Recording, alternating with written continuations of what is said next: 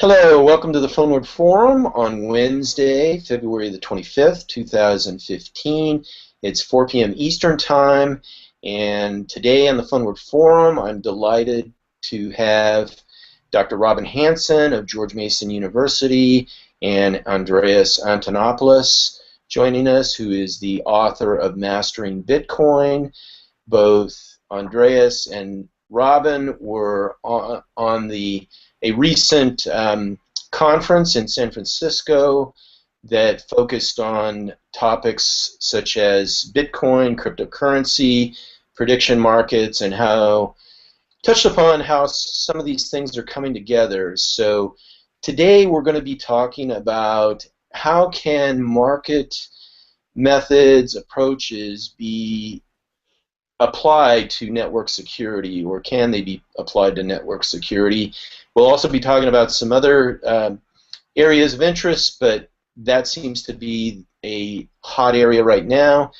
And Robin is an expert in prediction markets and was the chief architect of an initiative that was underway by DARPA, the Department of Defense, in early 2000, and Andreas is an expert in not only Bitcoin but blockchain, which I think is the most interesting part of the whole decentralized trust architecture and platforms. So, gentlemen, I'll leave it at that. Anything else you two would like to Well, say?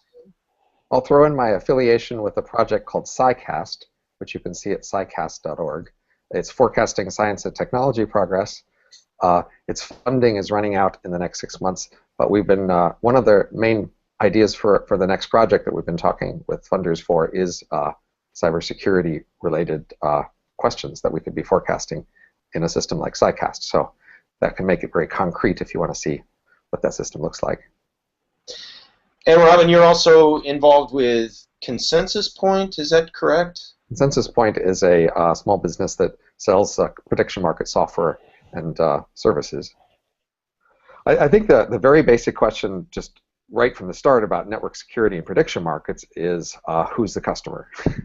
So a prediction market is a place where people could bet on some topic, and as a side effect of their bets, produce information that's valuable for people who might look at those prices.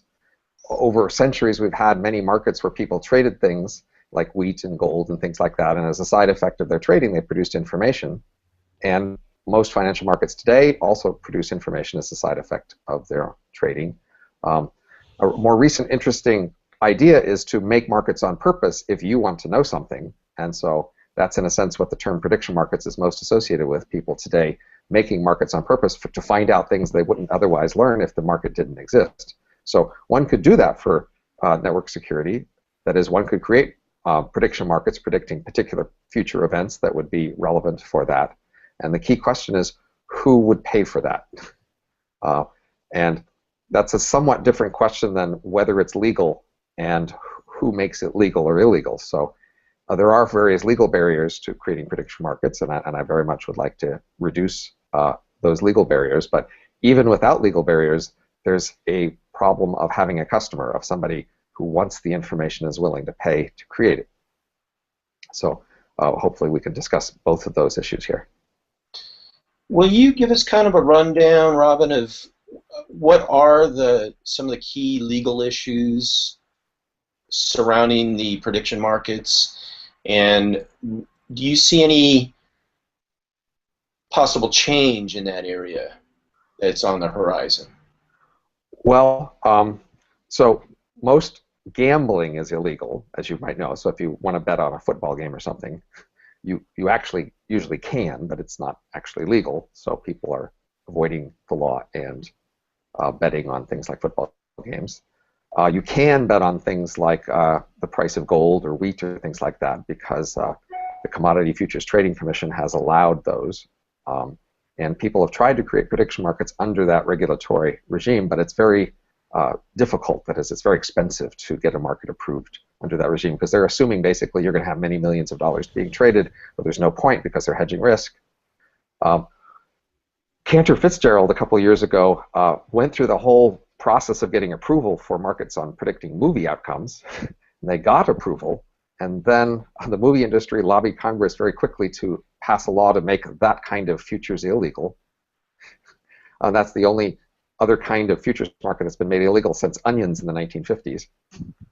So that shows you that there is a substantial legal barrier there to open public markets. However, if you want to have a market within an organization like your firm or your club or something like that, that's actually legal as long as money only goes one way. So the definition of gambling is you give something that's valuable, and then maybe you get something that's valuable, and then in between there's chance.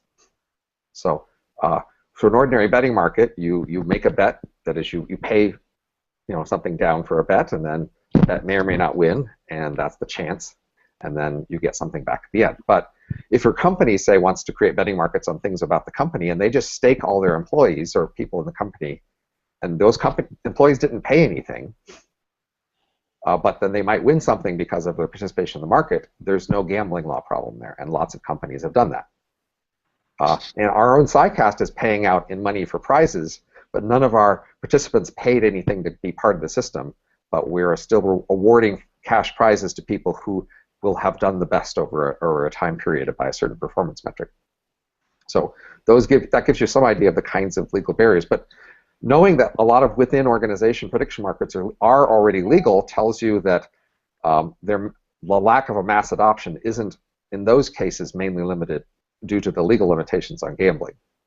There are other legal limitations that are barriers within corporations, and those are mainly due to insider trading laws.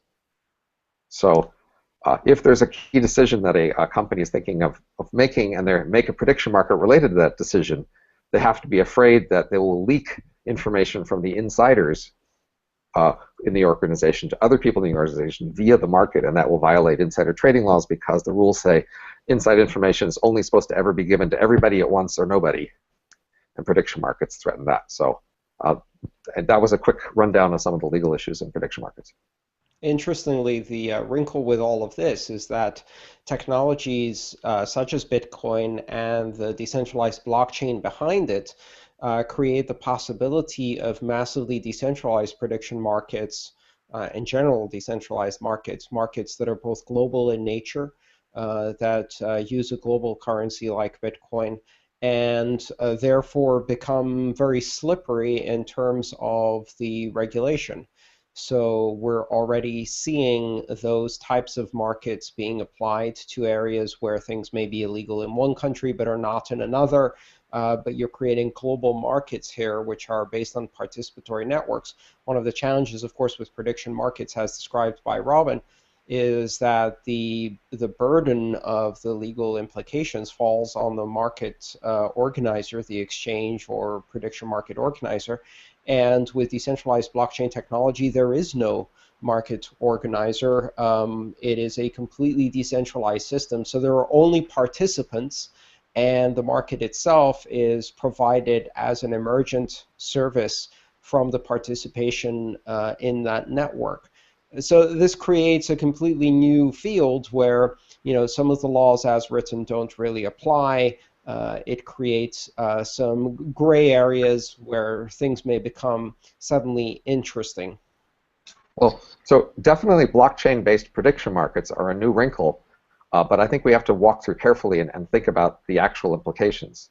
So first of all, they don't create a funder who pays for the markets. So if you have an organization, you want to know whether you're going to make a project deadline, allowing it to exist on the blockchain doesn't pay for it to exist on the blockchain. So people don't, in general, bet on things that they don't have some interest in. So if you want to create a betting market and get people to participate by subsidizing them, then somebody has to pay for that. And so that has to be some sort of party who wants it and is willing to pay for it. Now, you could imagine decentralized subsidy of prediction markets on the blockchain, but then you have a free rider problem of who's going to pay for it. So usually you're trying to find the party who has the most interest in the information to get them to pay for it. But now they're a central actor, not just a central actor who's identifiable, but also one who might be taking legal risk if they publicly were to subsidize the market. Yeah, so this may have limited applicability, at least at first, only to the types of predictions that have a broad enough impact that there are many parties interested in taking either side of that bet. So events that are broadly applicable, rather than narrowly tailored for Right, specific. but we should distinguish the motives of the participants. So if for hedging purposes, if what you're trying to do is make a bet in order to hedge a risk or to speculate, for those purposes, then these blockchain-based markets could allow a lot more people to do hedging and speculation. For the motive of producing information because you want to know the answer to something, that's a different kind of mechanism and motive. That's not being enabled so much here. Right. And of course, most large organizations that do most of our hedging and speculation in our world have some concerns about the legality of their actions. So even if it's hard to, or even if it becomes possible to anonymously trade in a blockchain prediction markets, it'll still be hard for large organizations like Citibank or whatever to actually participate in those to the extent they have substantial legal restrictions in their behavior. Good. Well, the question is who will be betting and on what. So yeah, I see it as a benefit in keeping some organizations like that. I mean, what we've seen in the futures and derivatives markets has been that the vast majority of derivatives and futures trading has nothing to do with hedging risk anymore, and it's about seeking alpha, and that is almost entirely the result of large entities like that getting into the game. So yeah. Andreas, will you explain what you mean by seeking alpha for those that might not know? So looking for a difference between a future price and a current price, looking for opportunities to make money. So alpha is basically the movement of a stock in some direction, either positive if you're long or going down if you're short. And the same thing applies to these markets. So instead of using them, let me give an example of what we mean by hedging. And Robin, you can correct me if I'm wrong. Please jump in at any time. But let's say you're an airline and you know you're going to need to use 10,000 tons of fuel over the next year, but you are worried that the price may go high, it may move in one or other direction. What you can do is you can buy a contract which allows you to get oil in the future at a specific time at a specific price. And what that means is you can lock in a price now. Now, if the price ends up going down, you're going to lose some money because you could have gotten it cheaper, but now you're obligated to buy that. But if the price moves up, then you've gained an advantage. So it's like an insurance scheme essentially against sudden movements in a good that is a major component of the cost of you producing a product or service. Now, that's the most simple case. Obviously, there are much more complex examples like that.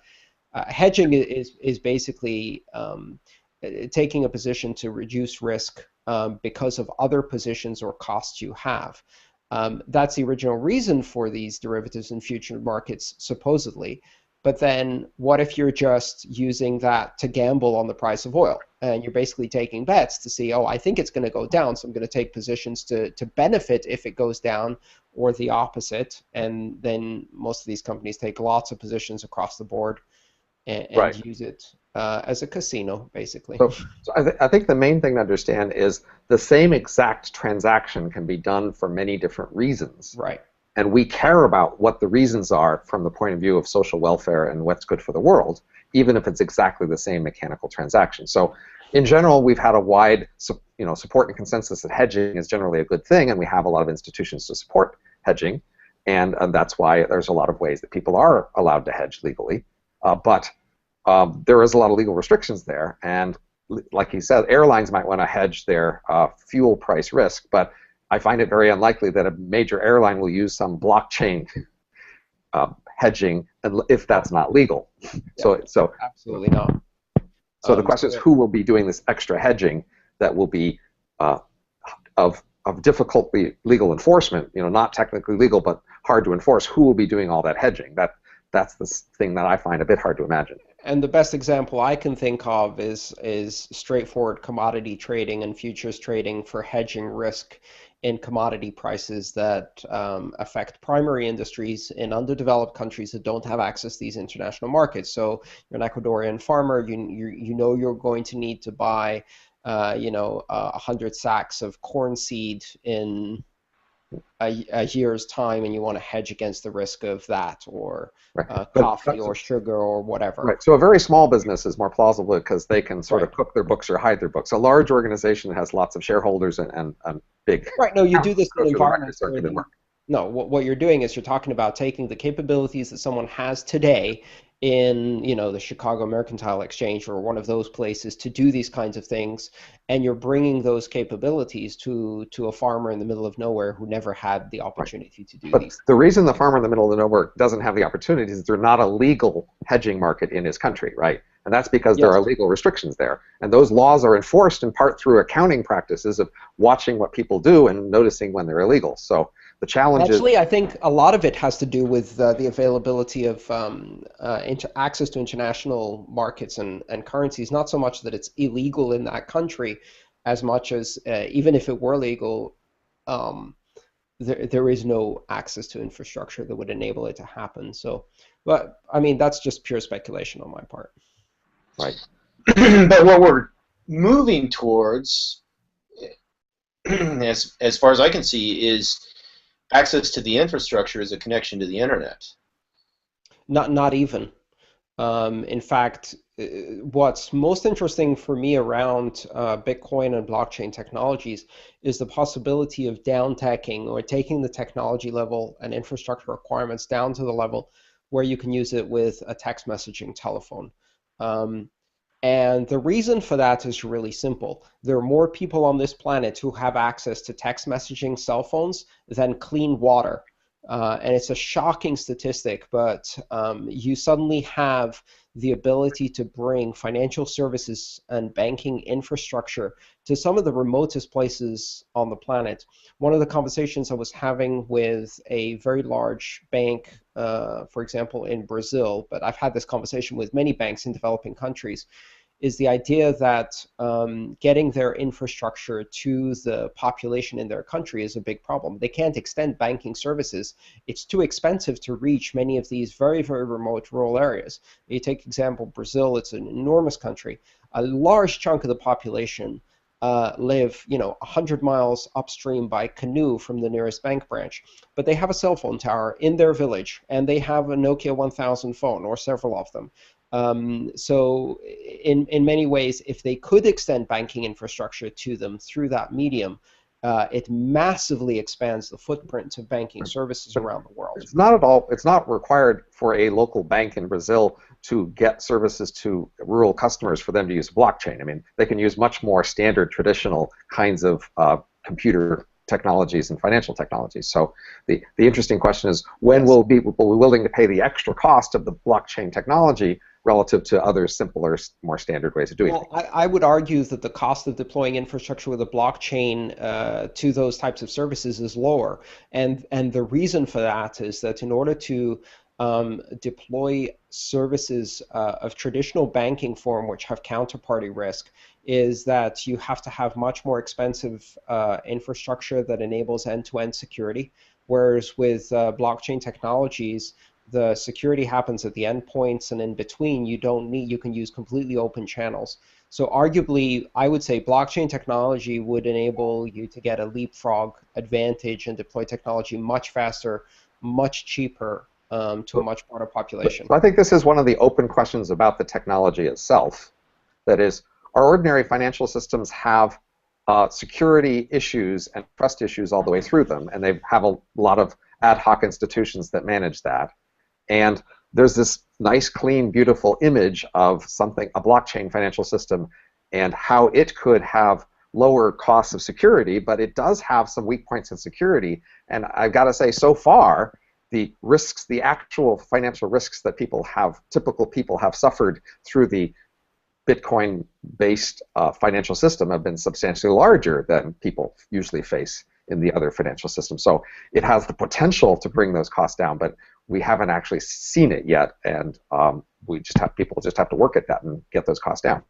Yeah, I wouldn't agree with that. I would say that it's a difference in architecture, which means that the security challenges with the blockchain are endpoint specific, rather than systemic throughout the design, that means that as you scale up, you can solve the endpoint problems much easier, and more importantly, it distributes the risk among many, many, many endpoints, makes it much, much harder to do systemic in a sense, attacks.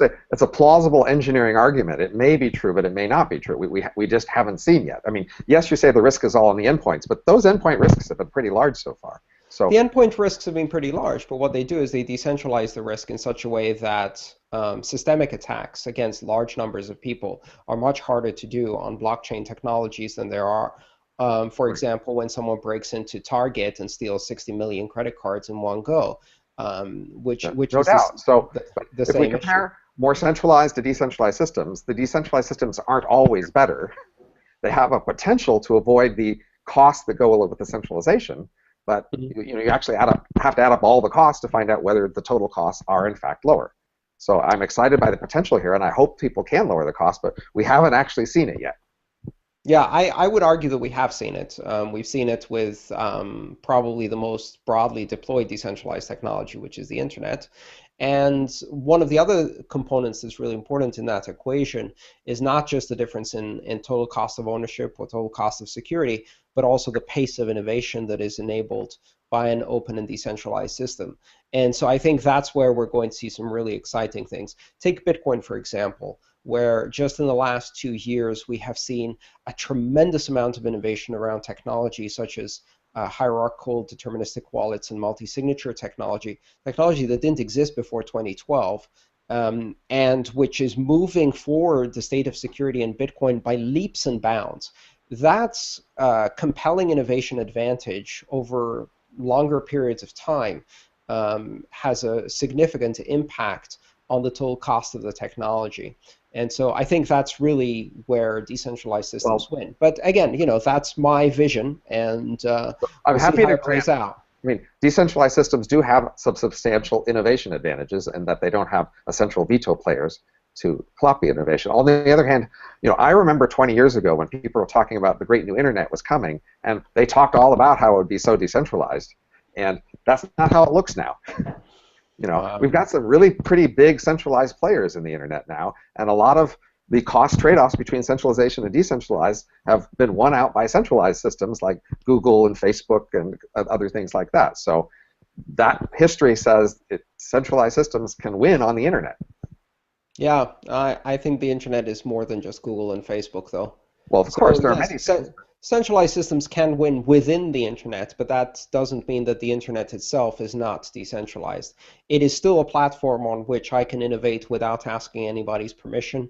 It is still a platform on which I can deploy an application and create a new application. And one of the best examples for that is that it is a platform that gave birth to Bitcoin without asking anybody's permission. And the reason for that is because if anybody asked permission, the answer would have been no.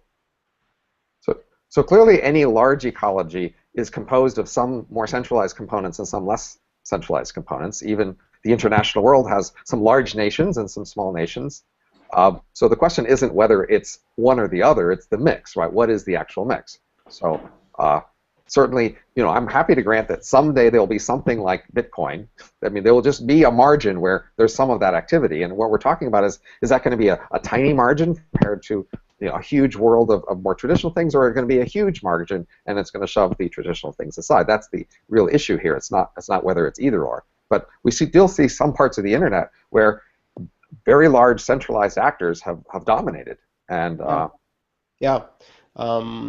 and to me, the real question is, how does that compare to what came before?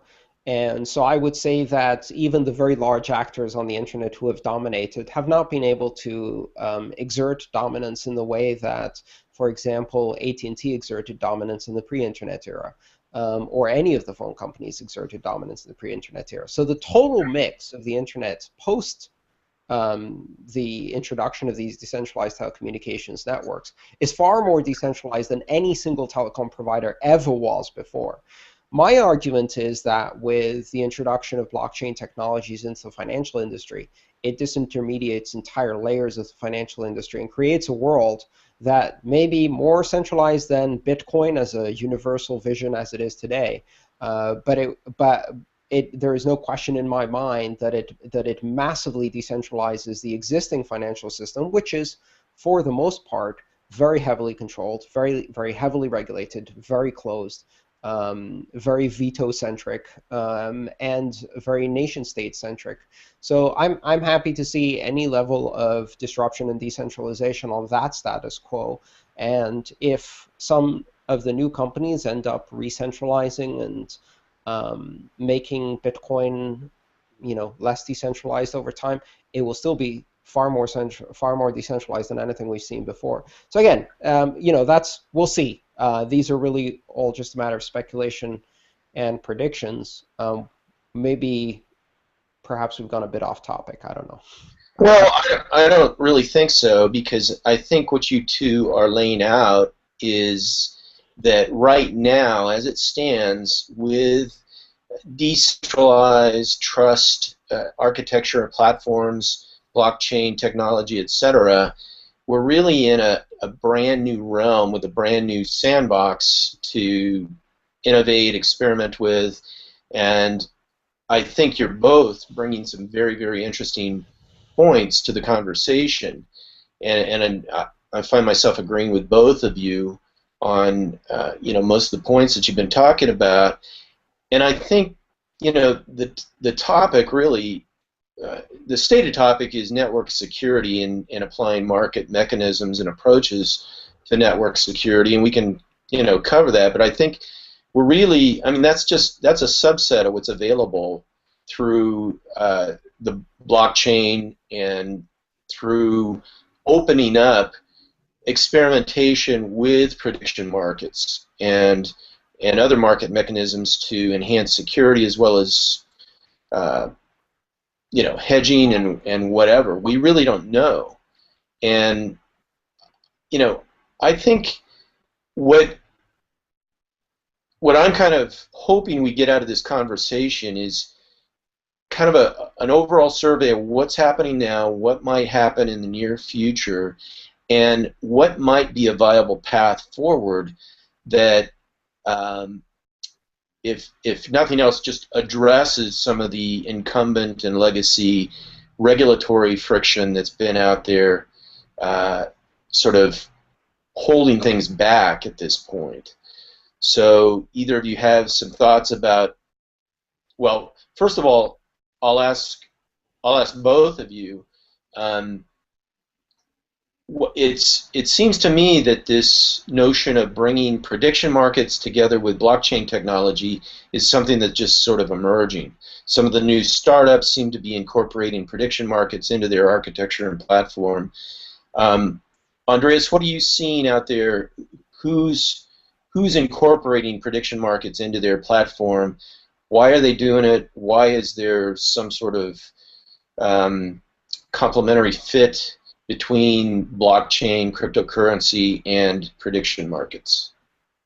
Well, quite honestly, I'm not really seeing that much activity in that space. There's certainly a lot of talk and interest in these topics. The primary, I think, interest in the Bitcoin community is to create platforms that allow for decentralized exchanges, primarily because exchanges are one of the points where Bitcoin touches traditional fiat currencies, national currencies, and they create a little locus of centralization where keys are centralized, access is centralized, and where regulation gets focused. So exchanges are one of the weak points in the decentralized architecture of Bitcoin, and they create really bad forms of centralization, single points of failure. And we've seen many of the big failures in Bitcoin have occurred at these centralized points, at the exchanges, had nothing to do with the Bitcoin protocol or the system, but really as a result of centralization of control. So I think the real interest in the Bitcoin community is how can and whether we can build completely decentralized exchanges for currencies that present less of a target for hackers, less of a target for thieves, and less of a target for regulators. And so that's where I see most of the interest. Honestly, I think while there is a big conversation about kind of next generation Bitcoin 2.0, exciting visionary technologies out there, at the stage where Bitcoin is today, most of the important work is and should be in basic infrastructure building. We're not about to launch Bitcoin 2.0. We're still building Bitcoin 0.1. And so we need to build a lot more basic infrastructure, wallets, exchanges, and things like that. And as part of that, decentralized exchanges, before we go into some of the more exciting futuristic things like prediction markets. That does make sense to me. So even though I'm a prediction market expert, I'm happy to talk to you about prediction markets as you know, an economist with some basic business sense. Clearly, you know, Bitcoin is still like at an early stage. It hasn't won out. It hasn't ensured its future. There's a lot of innovation and development it has to do to lock in some initial markets that it could sustain it in the long run. And it has to do continued more innovation just to reach that sustainable level, which it isn't at yet. A good analogy would be if we're looking at this by making some comparisons to the internet, which I do all the time, and I apologize if it's getting repetitive. Some people are talking about the web and social media and Web 2.0. We need to build internet service providers. So the equivalent in Bitcoin are exchanges and wallets. We need to, you know, the first stage of the internet wasn't fantastic content and entertainment and, you know, disrupting e-commerce and upending the news and media industries. Those happened later. The first stage was getting it into as many homes as possible by building banks and banks and banks of modems, and then banks and banks and banks of DSL service providers. The internet service provider infrastructure component accounted for at least the first decade of major investments in internet. And we're going to see the same thing in Bitcoin. We've still got to build the ISPs of Bitcoin before we start laying on really interesting applications and content on top. Again, that makes a lot of sense to me. I want to clarify the relevance of regulation, since that's been highlighted here. It seems to me that the fundamental economic payoff here is the idea that there's a trade-off between centralized security and the risks and vulnerability of centralized security and decentralized security and the potential gains there, but also some risks and costs of doing that. And if you can get the costs of the decentralized part of the security down far enough, if you can make them secure enough and cheap and reliable enough, then you can create an overall system that is reliable and cheap enough to displace the existing system, not because it helps you evade regulation, but just because it's cheaper. That seems to me the big potential here. It seems to me that in fact regulators, when they see something like that and that it's cheaper, they'll still be a little reluctant to allow it. And most organizations will be still a little reluctant to participate because of the fear of regulation. I think you have to just be a little extra better. And when you're more efficient enough, when the costs are just substantially lower, then people will just say, I guess we got to switch because it's so much cheaper. But even then, they're going to look and they're going to say, this is hard to regulate. So if we move over to this new world, yes, costs go down, but now we lose our ability to control things. And that'll be a perception that a lot of people share and understand, that once you embrace these sort of decentralized systems, you lose your ability to shape their future and to fine-tune which parts of them you like and which parts you don't. So they are kind of lumpy in that sense. You have to take the whole thing or not at all. And that's hard to swallow. Yeah, but I don't think really the not at all is an option. In the places where these technologies can have the biggest impact, where there is the greatest need for these technologies, that those are generally places where the rule of law is pretty weak, and the acts of government are pretty capricious and self-serving. So regulation is less of an interesting topic in those places. Fundamental basic liberties are much more important. So these technologies can be empowering for people who have no alternatives. Regulation is really a very nice kind of privileged thing to have if you already have some basic institutions and rule of law, and arguably even then, in the aggregate, I would argue the regulators end up serving incumbent industries more than they serve consumer protection. So, but that's in the best case scenario. The truth is that in most countries where the rule of law is weak, the regulators act entirely in the interests of incumbent industries. Oh.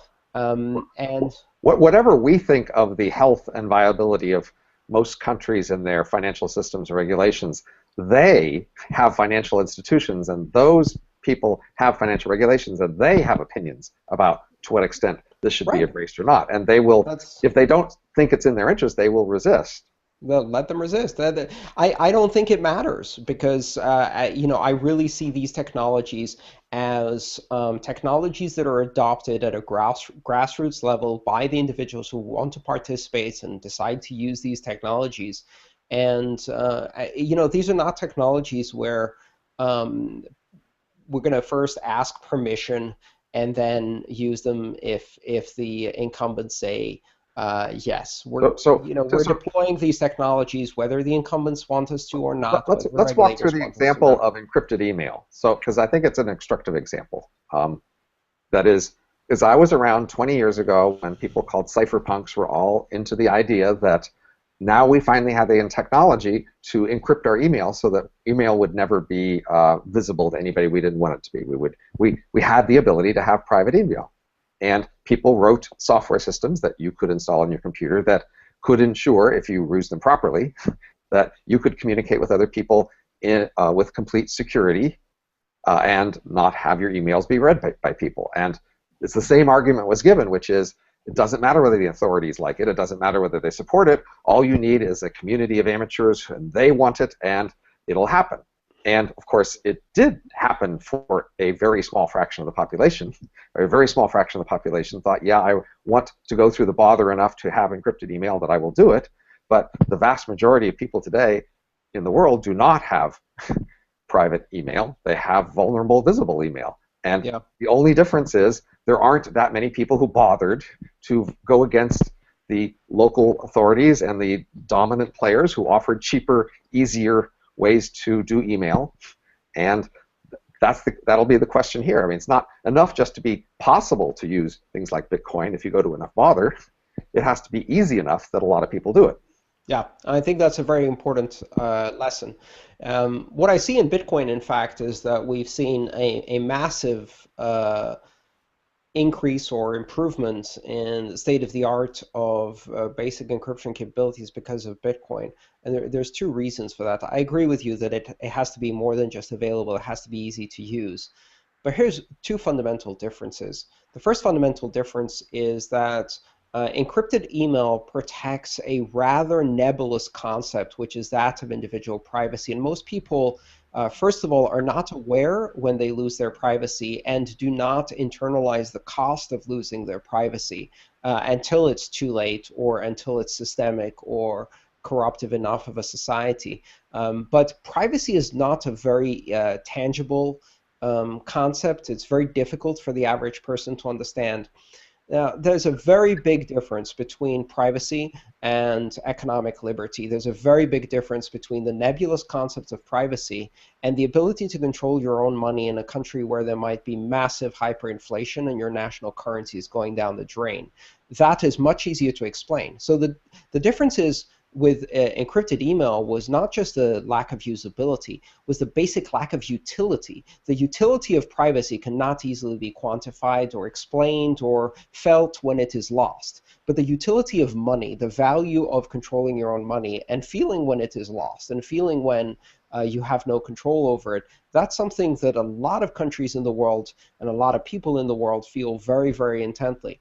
What we've seen in Bitcoin is actually a reflection of that, which is that when security is not involving simply the nebulous concept of privacy, but has to do with a much, much more tangible aspect of storing value on a mobile device, the rate of innovation and the investment people will make in security in order to protect money on their phone versus privacy on their phone is much, much higher, which is why Bitcoin is now pushing ahead and creating this wave of innovation in personal device security that wasn't happening. PGP didn't do multi-signature or key management and hierarchical deterministic keys and things like that, primarily because the demand for the security features was pretty low. But when you have Bitcoin as a valuable token, it creates the right incentives. in a weird way, what this is going to do is Bitcoin ends up subsidizing better security for endpoint devices by putting something of value on those devices and making it worth protecting. That then creates probably one of the most robust and incentive-driven public key infrastructures that we've ever seen, where people have incentive to keep their keys private. So I think the encryption argument in email is apt. It's got some really important lessons about usability and the fact that simply having it doesn't mean people will use it. But I don't think it's entirely equivalent. There are some agree it's different not incentive equivalent. structures. I agree it's not equivalent, and I agree one of the main lessons we learned is people don't really care about their privacy very much, at least not enough to bother. And I agree that people do care about their money in ways they care more strongly than the privacy. But I also think, at least with private email, other people hardly cared whether you kept your email private either. So it didn't engender much resistance or opposition. Most people were in favor of the idea. They just couldn't be bothered to actually do it. For keeping your money secret, I mean, yes, people are interested in keeping their money secret and being able to control their money, but then they're in societies with a lot of other people who are resistant to that idea because they want to tax them and they want to regulate them. And so the more that this is identified as the way that you avoid paying taxes and the way that you avoid regulation, the more it will induce a reaction of people trying to prevent it from being used.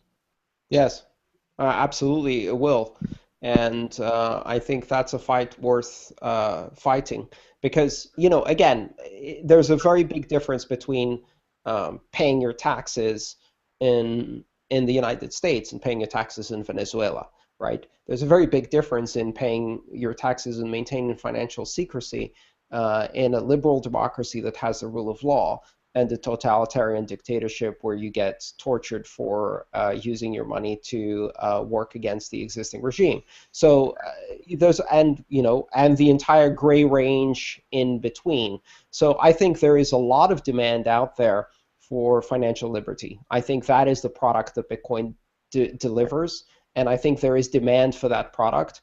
And I think there will be resistance against the product of financial liberty. And I think that's a fight worth fighting because it's very, very necessary in many places around the world. But I want to stand aside from what I favor and just be an analyst to say, what do I predict? And I got to say, all these people are going to stand out and say, I'm going to use this stuff so that I can hide my money and I can evade, rules about the money. And you got to expect a lot of reaction to that. And the question is, how far will that reaction go, and how far can it go?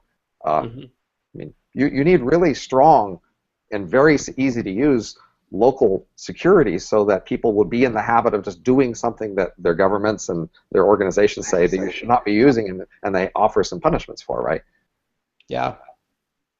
Well, I think 4 to 6 billion people who have very little in terms of international banking and finance capabilities create a very, very large market for these kinds of services. Well, and it sounds like where things are at, because all this is brand new. I mean, relatively brand new, and we're in an incubation stage.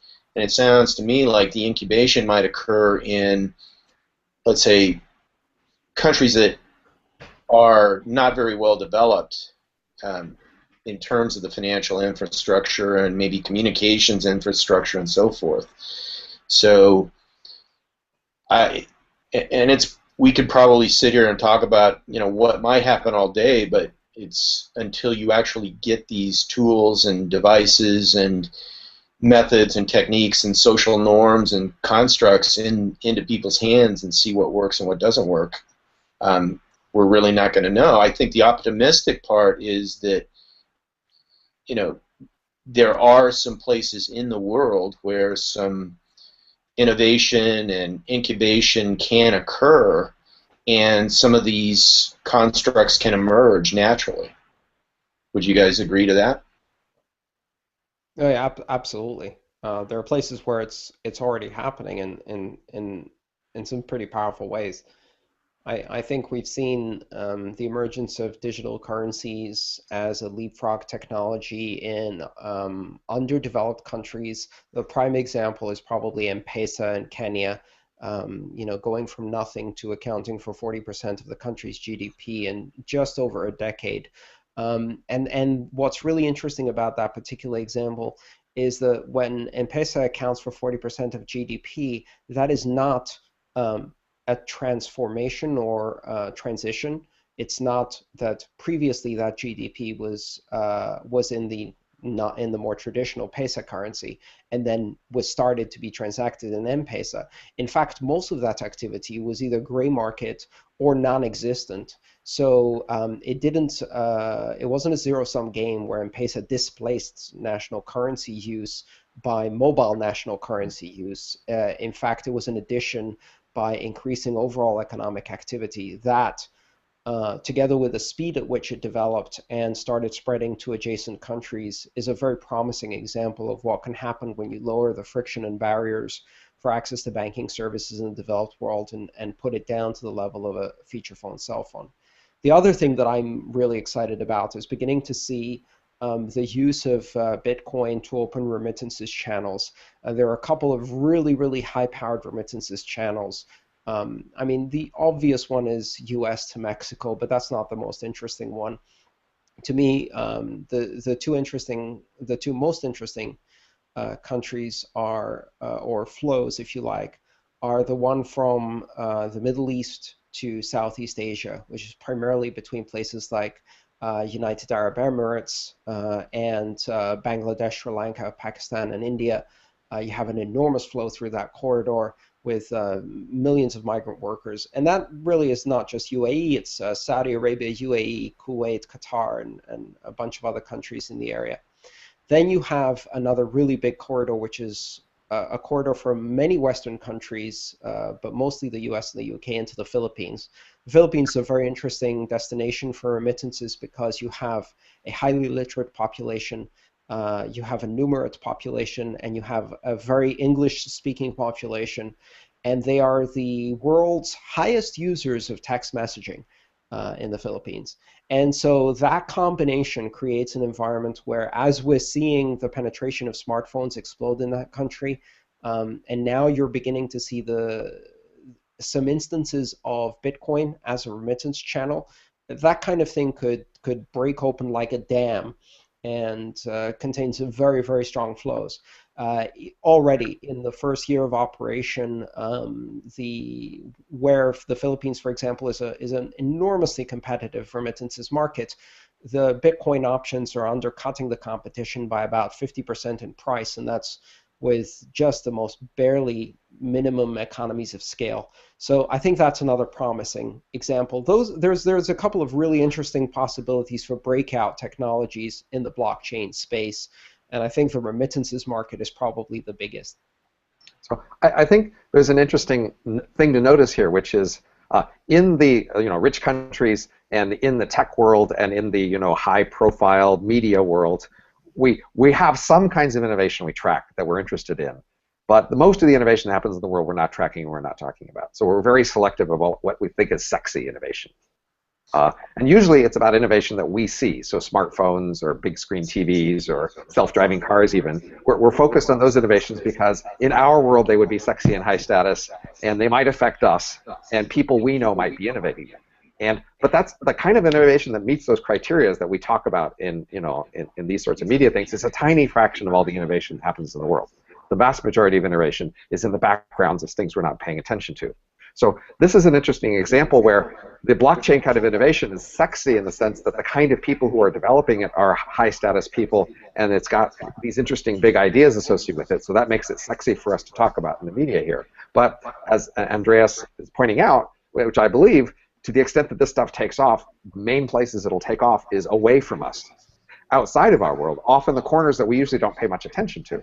So in that sense, and so we don't really have much intuition by what it takes for things to win or lose out there because we have so little contact with it. So, I accept that for myself. I know some things about innovation in the worlds I live in, but innovation in the rest of the world I don't understand as well because I don't live there. Yeah, I would argue that even though Bitcoin was born probably in North America, but certainly took root first in North America and Western Europe, and its primary demographic is white male 18 to 40, that is not the long-term population. In fact, Bitcoin has very little to offer to a debit Visa carrying banking, broker accounts, middle to upper class white male in the United States. They've already got everything they need to do currencies. They're already a currency power user. They don't need a new currency. It's interesting because it tweaks certain ideologies and it satisfies certain needs. And certainly if you're a geek, like a true geek, and you just love the elegance and architecture of technologies just for their elegance, Bitcoin is really exciting from an innovation perspective and as a technology completely separate from the currency. But if it is to succeed and become mainstream, then we have to start thinking about, the average user speaking Mandarin Chinese, speaking Tagalog, speaking Hindi. You're looking at Southeast Asia, 3.5 billion people in a circle that would encompass, just barely encompass the United States, North America. And that is the hotspot. You've got an enormous number of regional currencies. You've got enormous problems with currency wars and borders and currency flows. You've got enormous difficulty getting banking infrastructure out, and you've got the world's highest penetration of cell phones right there. That's where I think it gets exciting. And then at that point, Bitcoin is no longer a Western technology. At that point, if you want to do innovation in Bitcoin, you'd better start reading up on your Mandarin. I agree. I mean, so that's why the talking about prediction markets framed as prediction markets is a little off, and I accept that in the sense that prediction markets is a highbrow, interesting idea thing that people in our world might be interested in. And there are places that in our world that we could use them, and I would like to help push those. But it seems to me that the main potential applications of things like Bitcoin and other blockchain things is not in our world doing prediction markets. It's out there in the rest of the world somewhere else where they have very basic financial problems. Right. So the more general concept of, if you consider, for example, that the blockchain is a technology for building markets, not currencies, but markets, and you think of it as possibly a technology that could build markets, small-scale markets, not the universal global currency that beats all others, not that idea, but the idea of using digital currencies to create localized markets and localized currencies. Then the possibilities of introducing these market mechanisms, primarily in economies where they don't exist, is really fascinating, especially if you can create liquidity pools that exceed certain local parameters. One of the problems right now is that if you create a centralized market, it's really limited in terms of who the participants can be. You can't easily extend that access out over cell phone technology, and the liquidity you can put into that market is limited. But if you could create, for example, commodity markets that span parts of Southeast Asia, that are not controlled by any particular government, but that enable broad trade of goods and services with digital currencies, some interesting things may happen that are not really possible today. But again, you can't really predict that. I certainly can't predict that. I am completely outside that world. Right. So it's difficult to see from our perspective these things. I think a successful scenario there has to be a scenario where, like, there's a modest degree of other problems that go along with it. So in some part of the world, a bunch of people are able to do trade and finance and couldn't do it before, but also they aren't now enabling mass tax evasion they didn't have before. They aren't enabling mass private, like, rebellion discussions they weren't having before, things like that, where it happens and then it's okay. Like the usual powers that be, things don't go too bad for, and then they say, okay, I guess we can allow more of that sort of thing. And that's the kind of example you really need. Because otherwise there's these fears that this opens a can of worms. It's not just this one thing you wanted to have happen. If you allow this thing, then all these other things happen, and that's a reasonable fear, I think, that people have. Well, the truth is that the vast majority of people do not want to foment rebellion or avoid taxes. They want to pay taxes because they see taxes as going towards education, healthcare, social welfare, and other programs that benefit their societies, roads, infrastructure, bridges. And they don't want to foment rebellion because they're too busy sending their kids to school and feeding their family. And it's more likely they're going to use the currency for mainstream uses, such as feeding their family and sending their kids to school and paying for healthcare and including paying for taxes and infrastructure and bridges and roads. Tax evasion and tax avoidance are not generally popular activities. They're activities that happen by a niche of people who have specific advantages to do them. But the vast majority of people just pay their taxes, feed their families, pay for But their there is a lot less their tax life. paying in black markets and brown markets, right? I mean, black markets don't pay their taxes nearly as much as white markets. Yes, but black markets exist for a reason, and the reason they exist usually is because people are forced into a black market because a white market is not available. Otherwise, they use the white market and focus back on feeding their families and paying for school. And so the real question is, why would they go to those extremes? And they would really only go to those extremes where they are not able to feed their families and take care of their healthcare and education, and instead they have conditions that push them into extreme behavior. So, and quite honestly, in those places, they need these tools. But the truth is that mainstream groups of people who live in countries where they can focus on what's most important, which is the betterment of them and their communities and the next generation, are going to invest the vast majority of their time doing that. Listen, most people don't even have time to vote, let alone start a revolution. They're going to just do the things that normal people do. So I'm not worried about these cryptocurrencies going.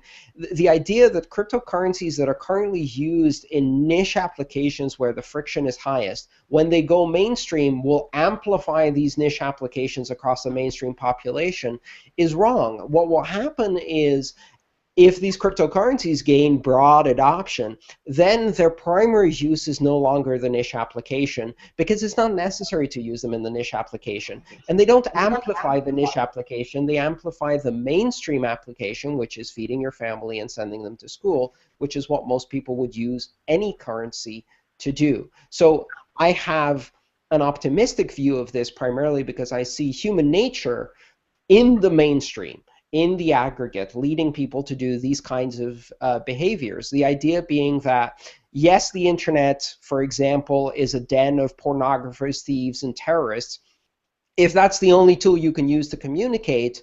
But that doesn't mean that when the internet goes mainstream and there's 2.5 billion people using it, that means that all of those things explode to encompass 2.5 billion people. Instead, most people use the internet to communicate with grandma.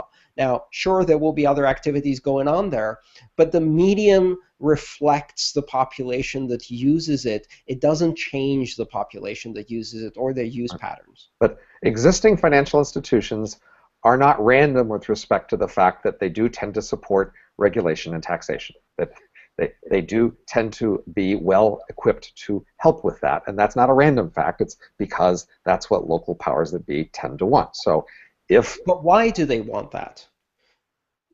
Because they want to control things and they want to tax. I mean, well, no, because they want to control and protect themselves from competition and remain in positions of incumbency and control.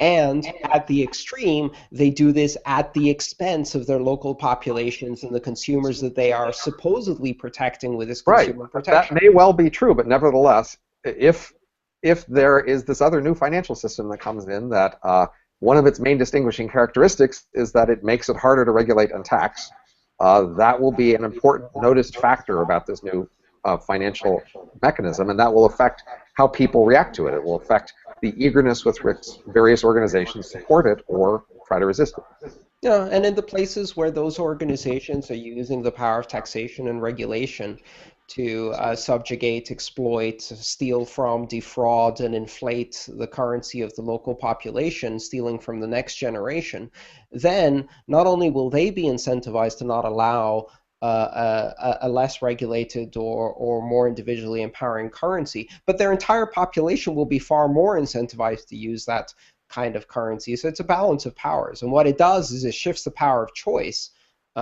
from exclusively the domain of those who would use these power structures to control their population, and now gives the population themselves a choice as to whether they also have a powerful tool to fight back.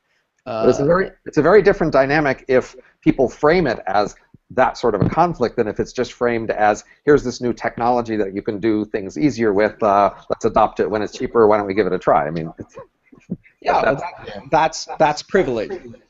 That is the privilege of not having to deal with a government that's trying to steal everything from you. And yeah, that's great here. But there are plenty of countries where I go and talk about Bitcoin where they're dealing, for the most part, still in Western societies, we live in conditions where there is a semblance of the rule of law, and the governments represent the will of the governed with the consent of the governed. But that is a rare privilege that only represents less than 15% of the human population. So one very crucial regulatory question that we will face is, many of these technologies are being developed and supported here where things are peaceful, even though this isn't the main applications. But our regulatory bodies have to decide whether or not to support this stuff. And if they think and they say, well, the main effect of our supporting this stuff is to produce undermining of taxation and regulation in all these other countries in the world, then our governments have to decide, do they like that or not? Well, and on that note, Robin, I'll ask both of you this. What would you say is the opportunity set for, let's say, the incumbent entities and regimes? What might be their opportunity set, and what might be a viable path forward, assuming that we are entering a new realm of choice that's being ushered in by these constructs and technologies? What, instead of having to go through this period where there's friction and conflict, what might be a more workable path forward? Or, do you have an opinion on that? Yeah, well, I think one of the interesting things that's already happening is for there to be conflict, then the side that is opposing these technologies needs to stay united, and it doesn't stay united for very long. And in fact, that's something we already saw with the proliferation of internet technologies. Now, it's nice to think that internet technologies were allowed and embraced by telecommunication providers, but I lived in a country where, in fact, modem calls were banned and disrupted actively by the telecommunication provider to avoid having them eat into the long-distance market. They didn't happen because of acquiescence. They happened despite opposition. Here's the interesting thing.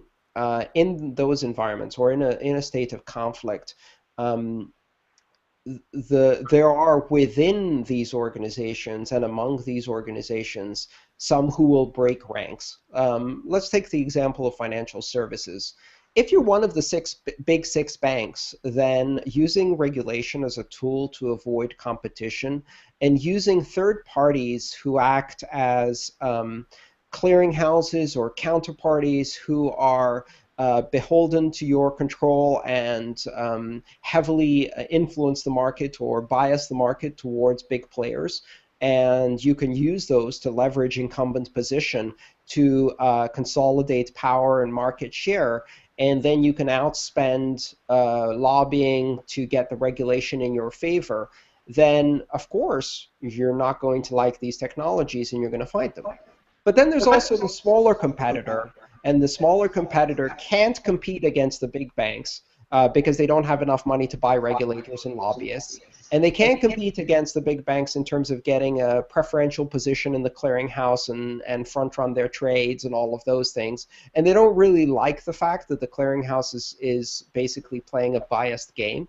And so they're thinking, so what you're saying here is that you have a decentralized network system that allows us to remove the clearinghouse from the game? Tell me more.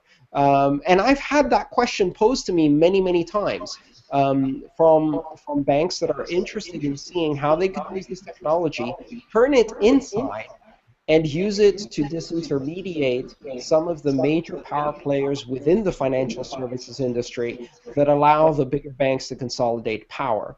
That is a really interesting dynamic. And what happens is, again, we saw this with the internet, which was the big telecoms didn't want anything to do with this and wanted to keep it under wraps. And the smaller companies that couldn't compete against the big telecoms decided the internet was a great and very powerful disruptive tool for competition, and they were going to use it against the bigger players. And they did, in many cases, very effectively. We saw this in the media and entertainment business with the smaller record labels, for example, using the internet against the big consolidated ones. We're beginning to see it in TV and movies. We've seen it in a number of competitive industries. So as long as you can keep your cartel in one piece and stop anyone from breaking ranks and grabbing the new disruptive technology and shoving it up your nostril, you can keep this nice united front. But Bitcoin, as a disruptive technology, can be used against the big intermediaries within the financial industry, and the smaller banks have already figured this out. So I think we're just about out of time. I guess my last comment would be that compared to a lot of other technologies that come up that are framed as mostly this new, more efficient way of doing things, and yes, some old players won't like that because they're too slow to adapt. Mostly it's just more efficient, better ways to do things. It seems like this technology will and should be framed as a conflict between losers and winners of different ways of doing things. Any good disruptive technology is always framed as a conflict by the incumbents and is always seen as something that causes conflict by the incumbents. It's nice to look back at technologies and see the sugar-coated vision of history where electricity wasn't a big fight against the whale oil and the oil providers, and the automobile was not a big fight against the train companies and locomotive companies and train operators, in which the telephone wasn't a big fight against the telegram operators, but the truth is they saw it as conflict because it came and grabbed their business. The media companies fought against the internet, the commerce companies fought against the internet, the brick and mortar companies fought against the internet, and the phone companies fought against the internet. Right. And eventually some of them decided to adopt and adapt instead of fighting, and many of those came up ahead. Right, but the question is, what rhetorical arguments did they have to fight with? So for many of those cases, even though they wanted to resist the change, their arguments that they could pull on were pretty weak. They didn't really have much in the way of strong arguments to point to about why to resist the new thing. Whereas here, there are stronger arguments. No, I think that's the benefit of looking at it in hindsight. So the issue is that these arguments look strong in retrospect when you say, oh, well, of course, the train industry really didn't have any good arguments against the automobile, or the media companies didn't have any good arguments against the internet. We see that now. But at the time, they sure looked good, especially to the insiders. I think the arguments made by the financial industry and the regulators are empty, hypocritical, pointless arguments of dying dinosaur incumbents, and time will vindicate the decentralized technologies. At the moment, they may seem like good arguments, but in retrospect, these fights were always fought that way. And the new technology is always smeared. The disruptive technology is always seen as dangerous and out of control and chaotic. Just look at the media reporting around the automobile or electricity or even the early internet, and you'll see that those arguments that were made very, very strongly at the time, now they seem completely ridiculous. But at the time, they were absolutely taken seriously. I'm hearing a lot of echoes here. I don't know what you guys are hearing. Audio's good here, but I don't know. I think we're about out of time anyway, though. Yeah. So I would just like to thank both of you for taking your time to have this session today. I think it was a great exchange, and I would also like to acknowledge both of you because I've read what both of you have written, and I really get your passion for ushering in something new that makes a huge difference for everybody on the planet, and that's really what I hear from both of you. So, anything else you two would like to say? Goodbye. No, thank you so much. Thank you, Robin, as well for meet you, Andreas. For a great argument. I really appreciated it. Yeah. All right, and the next PhoneWord Forum will be on March the 25th at 4 p.m. Eastern Time. And the topic will be posted about a week in advance. We do have PhoneWord workshops on the second and third Wednesday of the month, and I welcome you to tune into those. Those are more technical and designed to build things regarding what's next. So thank you very much, and I look forward to continuing the conversation. Have a good night. Thank you. Thanks, guys. Bye.